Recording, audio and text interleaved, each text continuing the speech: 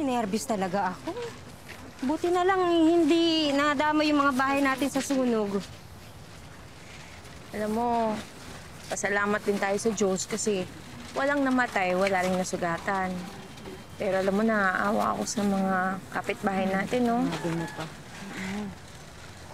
Buti pa siguro, tumulong na lang muna tayo sa barangay sa pagbigay ng ayuda.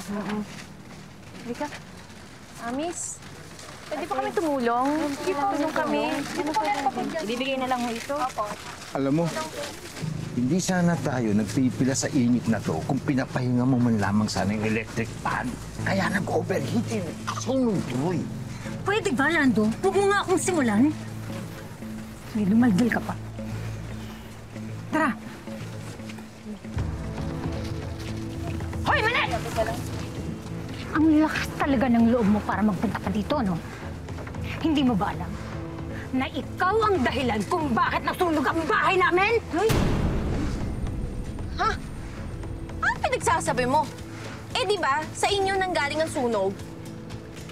Yung electric fan mong bulok na pinarentahan mo sa akin.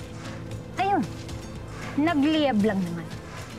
Kaya pala gustong-gusto mong parentahan yun. Dahil alam mo na delikado na siyang gamitin, di ba? Ikaw, matagal na ako nagtitimpi sa'yo, ha? Sumusobra ka na! Buo ko binigay sa'yo yung electric fan! Alam mo, naghahanap ka lang ng masisisi! Ay, teka. Manet, sandali. Sana, binenta mo na lang ang bulok mong electric fan sa junk shop kaysa pinagkakitaan mo. Isipin mo yun, tama siya. Pinarenta mo sa amin para kumita ka. Mukha kang pera eh. Wow! Di ba? Wow! Talaga? Oo nga naman, Manet.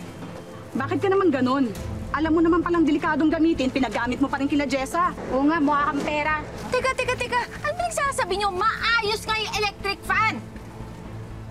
Maniwala kayo sa akin at saka hindi